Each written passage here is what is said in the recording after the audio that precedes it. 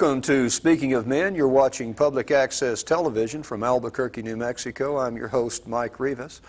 Joining us in the studio today is David Lenfest, author of Men Speak Out in the Heart of Men's Recovery, and Roger Saul, who's a lay minister here in Albuquerque. Dave is the father of 3 children, and Roger is, you just had a son recently. Yeah, 2 months ago. 2 months ago, and you have 2 youngsters here then. Yeah. These gentlemen are here with us today as members of the Dads Against Discrimination chapter in Albuquerque, New Mexico, and our topic is Fathers for Equal Time. And in preparing for this thing, you guys gave me a phrase I had not heard before. It is called Presumption of Community Custody. Either one of you want to open up and talk about that a little bit? Well, in a divorce case, there's a presumption of community property. That means all of the money basically gets split 50-50, whether he earned it or she earned it, whoever earned it. And a presumption of community custody, which means it took 2 parents to conceive a child. It takes 2 parents, both parents, to raise a child. And that means dads, and the usual deal for a dad is about 4 days out of a month, whereas the mom gets about 24 days out of the month, and it's totally debilitating for kids not to have enough time with dads, and we're trying to get back in the picture before it gets any worse. Well, outside of my own personal experience, I also came to agree with this position and to advocate a 50-50 timeshare with the child from my work in the men's movement and my work in recovery. Because we find in the men's movement that the most common wound, as Robert Bly refers to it, that men share as they reach maturity and into later ages is the sense of their father having been absent. And he's been absent either because of war, because of divorce, or because of work, or because of some combination of the 3. And what we learn from this, if we feed it back in, is that the father needs to be an active presence in the child's life. And there is no substitute. So what basically happens is it's almost like the old guilty till proven innocent. The mom, you're saying that you think that that the courts think of it in such a way as that the mom just naturally has custody until the father shows just cause to have 50-50. Oh yeah, I think it's an attitude. Is what the courts are prejudiced against men. I mean, men in the divorce courts and the domestic relations courts in this state and in practically any other state and country are about like black people in Mississippi in the 20s. I mean, there is not equal justice going on out there. So you feel that the courts are really slanted against fathers then? Oh, absolutely. All right. You guys have been doing what you call supplemental activism, and you want to bring that down into we're supplementing the system. The plight of the divorced man is such a despair, such a hopeless thing. It has many similarities to the riots in Los Angeles, where you've got kids burning down buildings and turning over police cars and things like that. But you know, we have a respect for our country and a fear of police to do that kind of stuff ourselves. But there are ways to do things legally, morally, ethically, honestly, and yet have some kind of a social impacts, shining the light on the situation, exposing some of the injustice that's being done, letting the community be aware of it, and then in return the community kind of bears some social pressure on the people who are perpetuating this injustice, this discrimination against men, and therefore kids.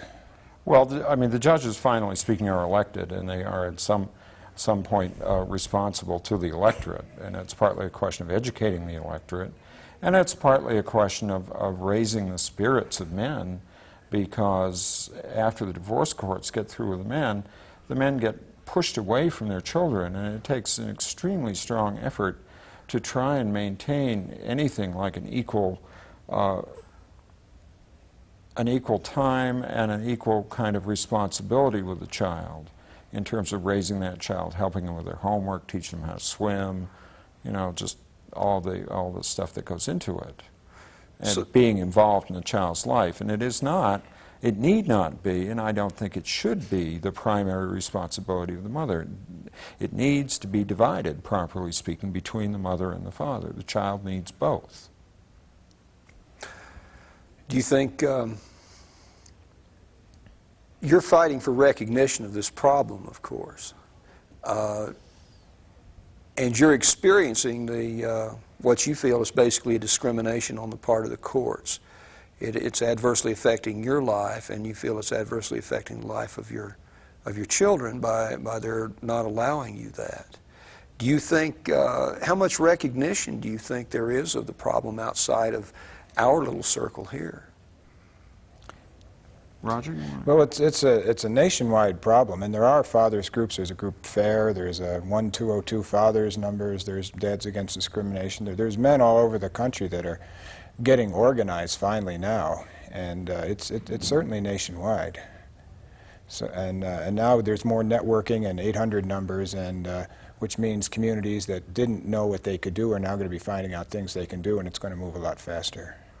It's an uphill struggle, however, because the women's position has been advocated by the media, and there has been almost no concentration or awareness even of the notion that there are conscious men out there who are fathers and who are caring and who feel that they need to take an active role in their child's rearing. And instead, there is an enormous amount of men baiting and guilt tripping on the part of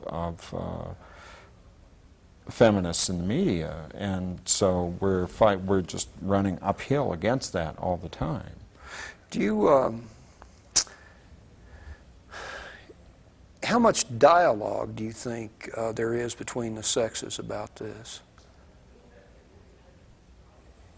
Well, I think there's an enormous amount of debate and an enormous amount of yelling that goes on, but I don't think there's a lot of true dialoguing that's happening. What would you see as a, let's say that a father were going through a divorce and he were going to court, what would the ideal response of the woman be in a situation?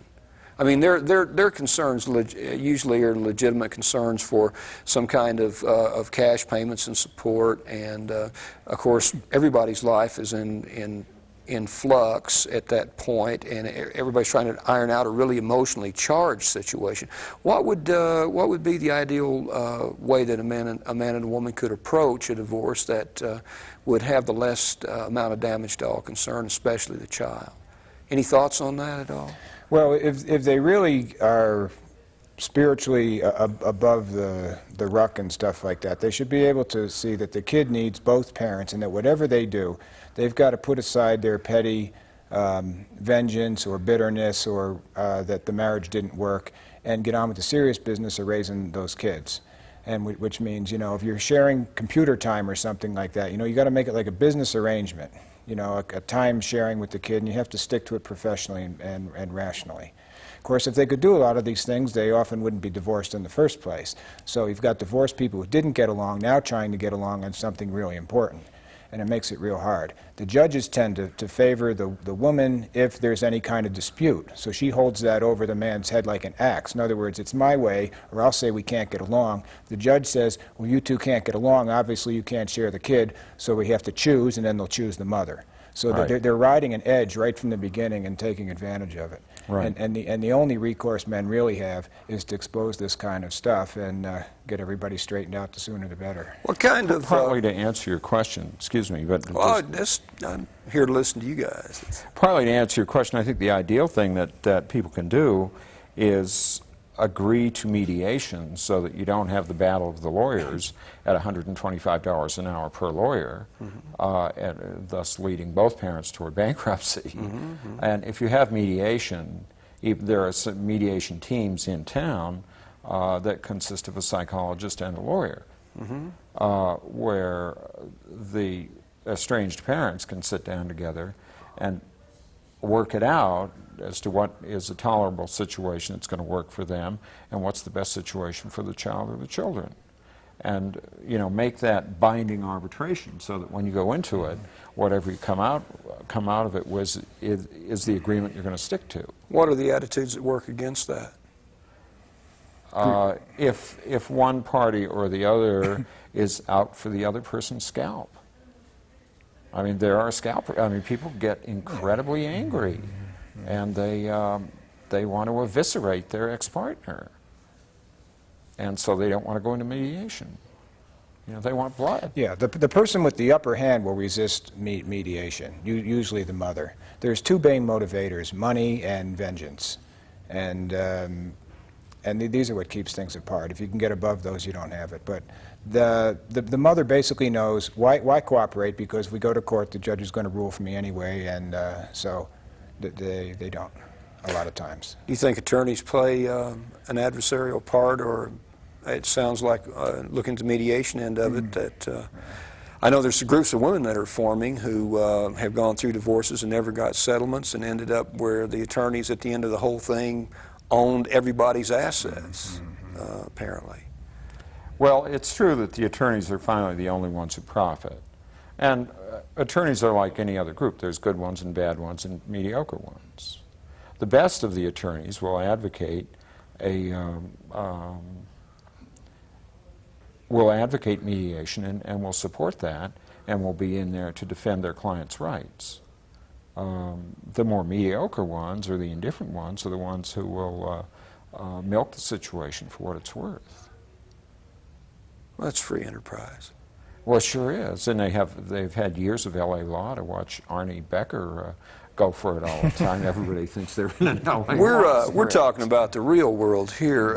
So am I. I know that. Hey, look, you guys are doing some active things. I know you've been giving out flyers. Tell me some of the things you've actually actively gone out there and done in the streets, and what you might be contemplating. And okay, we've had 4 demonstrations so far, 3 in front of the courthouse, like the day before Thanksgiving on Father's Day, and Father's Day and Law Day. You know, we try to pick a day that has some significance. We've had some media coverage by the news. And what we try to do is get right under the courthouse nose. We have a New Mexico flag, an American flag. We're waving the flag. We're not burning it. We've got a little ghetto blaster with patriotic songs on it. Our last theme was Disposable Dads. Good enough to die in America's wars, not good enough to parent America's kids. And we're touching for the emotional soft side as well as the hard side that you need dads for, too. I mean, if Saddam Hussein comes over here, you're going to call the National Organization of Women to defend us? I mean, men are needed, men are vital, men are important. And 2 mothers will not substitute for a father, not 200 fathers. You've got to have the strength and the leadership that God has given men in families. And without it, our kids are growing up weaker and dysfunctional than they should be. And you can see it as the whole country's having problems in recession, that it all starts with the very fabric of our kids. And you take away the dad, it's like amputating one of their legs at birth or something like that, or sending them to bed hungry without a full meal. You know, you got to have dads.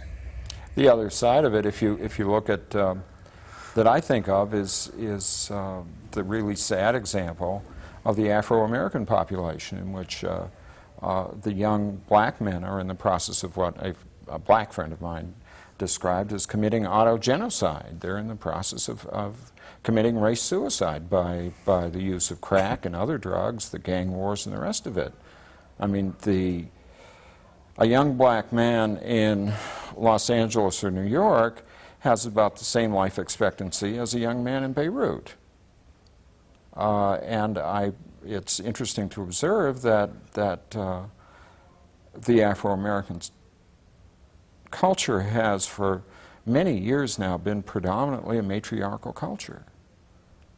Those young black men have not had a positive male role model around to relate to.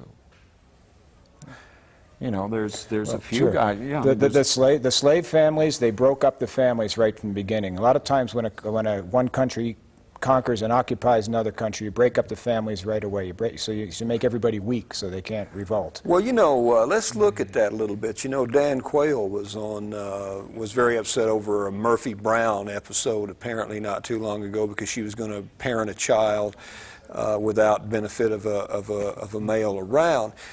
Marriages aren't working in America for whatever reason. and more traditional values and family roles are disappearing. There's no longer so much in white Anglo-Saxon families anyway. There's no longer so much connectedness with blood family, mom, dad, grandma, grandpa, cousins, nephews, nieces, that kind of thing.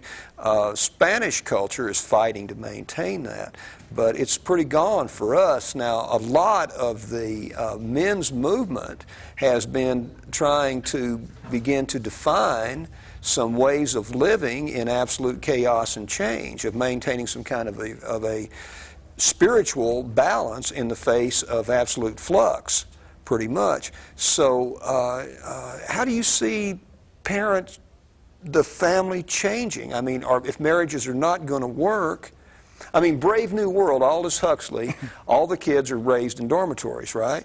And if the family structure has broken down to the point where the fathers are no longer there, the next step down is, and the father's not needed, the next step down is that the mother's not needed. Well, the syllogism doesn't follow. This is, I think, part of the point, that the logic, if the marriage part of the family breaks up because the two partners can't get along for whatever reason, and the marriage becomes too much of a battleground for anybody to persist in, if it's at all possible, as long as both partners remain, you know, roughly in the same geographical community, for both of them to parent the child, there are all kinds of creative ways to do this. It doesn't, because we don't have a structure, a social structure anymore in which women predominantly stay home. Something like 80% of women work, albeit for lower wages. I grant that part of it, that's true.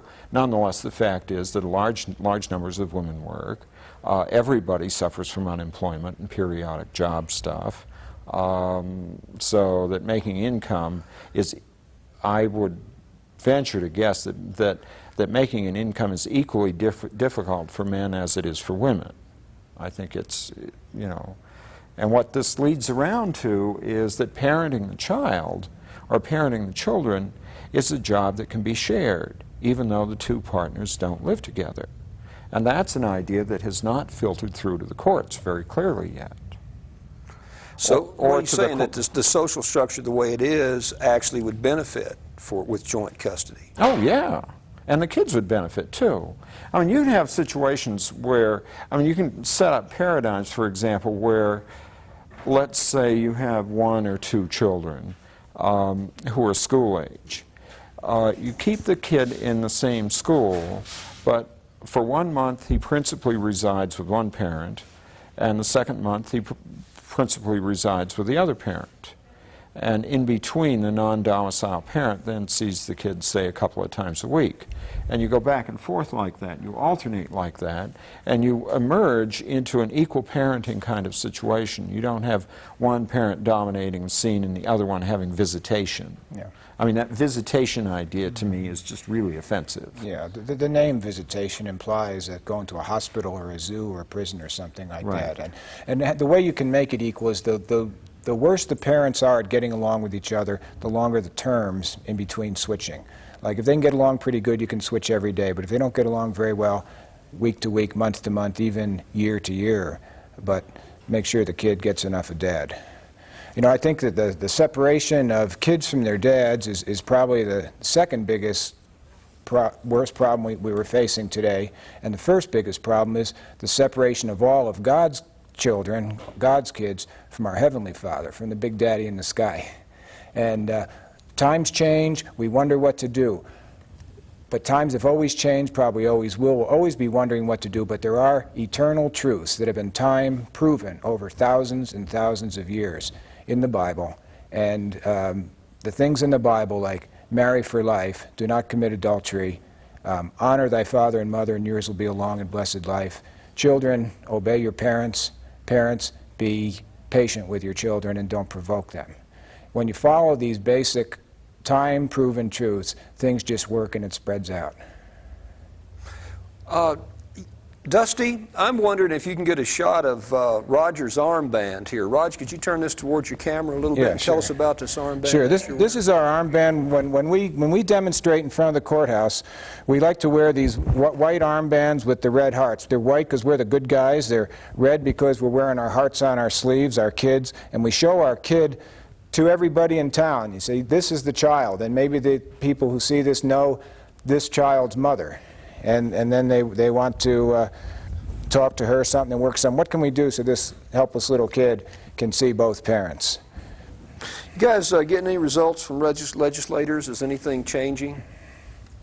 Well, we don't have a petition exactly to, or I guess I'll back off, Roger. I don't think we're going to, because there's something much bigger than the arguments, and that's money. Huge amounts of money, which really motivate things. If you check the money solution on anything, a lot of light is shed. Every time a woman and a man divorce or separate, or a child is born to an unwed mother, 75% of the people that go on welfare because of a divorce or a separation or a unwed mother become pregnant without a father in the family. The state has to pay welfare to all these people. Now, the state didn't get these women pregnant, so you know it's not like they did it or something like that. But they want to soak the dads. If you soak the dads, you can keep the moms off welfare, and you rationalize soaking the dads by saying, well, we're going to make you pay 5 times as much, and we're only going to let you see the kid 1/5 as much. So that's the rationale for it. And as long as that goes on, whatever they say, it's just a bunch of baloney, you know, like they say all frogs croak in the rain. And we get the party line over and over how we're working on it, but until the money thing changes. What you can do to change this problem, if you're going to soak the dads, but don't take the kids away too. You know, take the community property, whatever, but don't take the kids away from dads. Give them 50-50 no matter what, and then figure the money out as a totally separate thing. And then you'll have things working into place, because you've got people playing hostage for ransom with the kids, you know. The one parent has and says, well, if you want them, you've got to pay more, or you don't get to see them. And the terrible thing is, after you pay your blackmail, after you pay your extortion of legal fees and going through court and the stress of years and years while you watch from afar as your kid grows up weak without you, then you lose anyway, and the lawyers get all the money, and you still get slammed. This is the kind of attitude that's led to the despair of men. And I think this is what leads to Roger's activism. I think that, as with any other social issues, and I'm a veteran of civil rights back into the early 60s, and it's a civil rights issue. For me, there are 2 issues. One is the civil rights of equal rights for men to be able to parent their children and to have time with their children. And the second issue is the issue of child abuse. Because what finally comes out, if you take the proposition that from middle and later life on, almost all the men who work in the conscious men's movement share this single major wound, as Robert Bly refers to it, of feeling father loss. Why do they feel father loss? Well, one of the principal reasons is because the court has taken them away. So what that comes to, if you follow the logic of that, is that the court is establishing a situation for child abuse by removing the father from the child. Child neglect, child abuse. Right. You know, it's court-ordered child neglect, court-ordered child abuse. And the system supports it, partly, as Roger says, for the money. Follow the money, as we do with any mystery. Are you guys angry about this? No. Well, here's the thing about anger. There's two ways to look at anger. There's the good way and the bad way. The bad way is if you go and do some violent act or something illegal or out of control. That's bad. But anger is also the first step to courage, you know. And I'd worry about parents whose kids get taken away and aren't angry. I mean, even crocodiles protect their little baby lizard young, you know, right out of the eggs and the egg hatch and everything like that.